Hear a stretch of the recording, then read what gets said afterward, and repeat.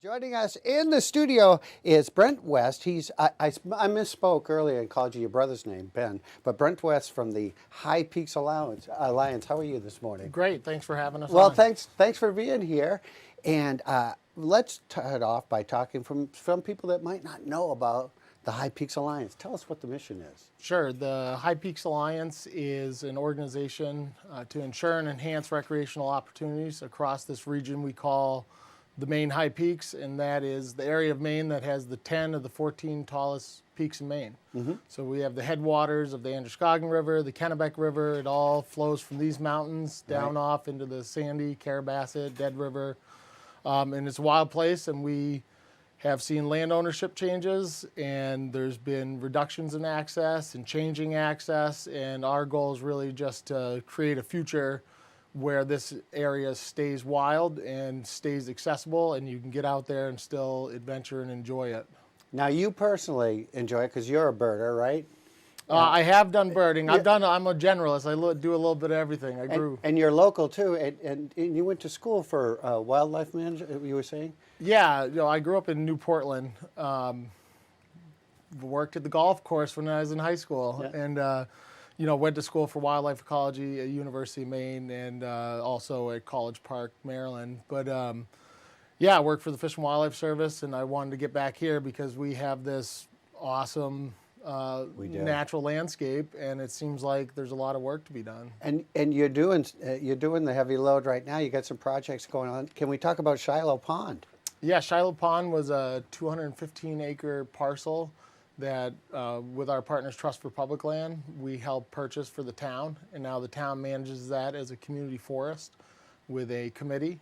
And so what's special about Shiloh is just out of Kingfield, but it has a beautiful trout pond, and it's a really wild experience. So that's an area that the community said, hey, is there anything we can do to preserve this? And so that's where we came in to help on that. That's great.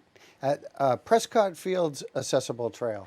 This is a project they're currently working on, right? We actually finished that in 2021, but University of Maine Farmington had some trails down there. They wanted to start increasing accessibility, which means handicap accessible.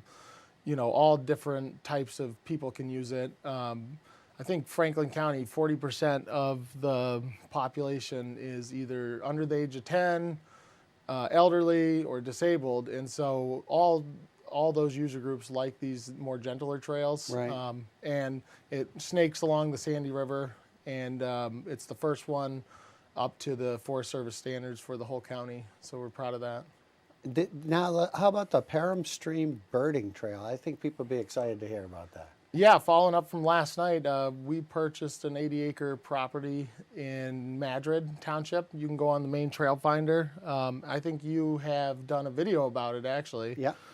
Visiting it. It was a local family that sold it. They wanted to see it conserved, and if you hike back into the property, you get really great views of Saddleback, Mount Abraham, and it's really a nice place. And cut a few new trails this year on it, and I think we'll be doing more this spring. That's a great place too if people are interested in helping develop new recreation in the area. Now, the family that sold that, they had it like 5 generations. Is this the Hinckley family that had this one? Yeah, Carson Hinckley was the previous owner, and his family, I think, in the Phillips region was 7 generations. Wow. I think at the property 5. And it's pretty interesting because this Parham Stream settlement was a farming community that helped supply some of the logging operations that were up in that neck of the woods. That's where the Barnum line of the Sandy River Railway came up through that way. I see, yeah. Well, it's really nice that they recognize that how important this is, and they could have sold it for much more money than they did, but it's great that they recognize the value of it to the community. The Fly Rod Crosby Trail and sculpture, tell us about that. Yeah, so one of the projects we helped bring to the area was the Fly Rod Crosby Trail. The hiking portion is about 25 miles from Phillips to Aquasic. And the idea was that to get people out on the land, get them care about the communities and the land where Fly Rod Crosby, who was Maine's first Maine guide ever in 1897, helped advocate for bag limits and different non-game protections. And one of our supporters had commissioned a statue of Fly Rod Crosby, which was just unveiled in Augusta. It's at IFW's headquarters right on Water Street. You can go in and see it. It's carved from one big pine log, which is the main state tree. Right. And it was done by Brian Stockman. And it's really intricate, but the idea is to, with both the trail and the statue, inspire individuals, because Fly Rod Crosby in her time was pretty remarkable still, and just shows you one person can make a tremendous difference, and it's advocating and trying to protect working on the same things that we work on now. Sure. You know? Now you've got the Sandy River Bridge project. Yeah, Tell us about that one. that project has been a larger undertaking for us. It's the Whistle Stop Trail, much like your narrow gauge trail, is a multiple use trail in the Farmington region that connects from Livermore.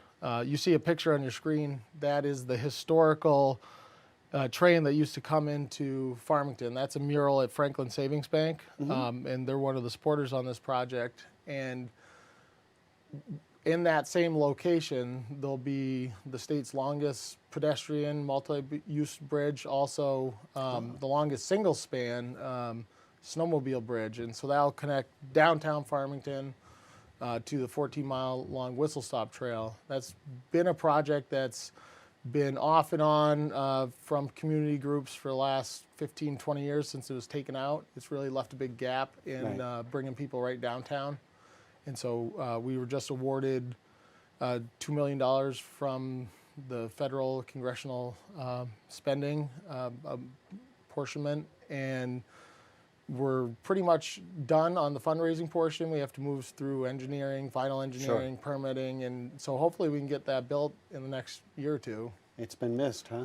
Yeah, well, it seems like everyone I talked to over the years, over the last couple of years when we've been working on it, worked on it when it was taken out in the early 90s, worked on it in the early 2000s. There was an engineering plan in 2007. So it's something that we got a good head start because of everyone else's efforts over the years. Brent, where can people find more information? And you have a newsletter as well, and perhaps someone wants to be a supporter. Yeah, so really our group is just visitors, residents, seasonal landowners, you know, anyone who's interested in making sure there's a future for recreation in this neck of the woods, that it's not closed off. You can go to our website, highpeaksalliance.org. On the main page, there is a newsletter link. You can sign up for that. There's a volunteer link. There's a make a contribution or donation link. And all those things will help, and it's a way for you to get involved. And I put it this way, most people are coming up here to get away from their problems, you know, so let us work on making sure you still have that place to come to, get away from the city, get away from, you know, your work at the end of the week. You want to clock off, go snowmobiling, skiing, whatever, make sure that still exists and is the way you like it. Thank you so much. We Thanks for appreciate having you us. coming on this morning and appreciate what you do. And we'd love to have an update as you continue helping people find more great ways to recreate here in Farmington, in the Franklin region, Franklin County region. And Brent West is from the High Peaks Alliance, and highpeaksalliance.org is the website. Thanks again for Thanks joining for us. having us.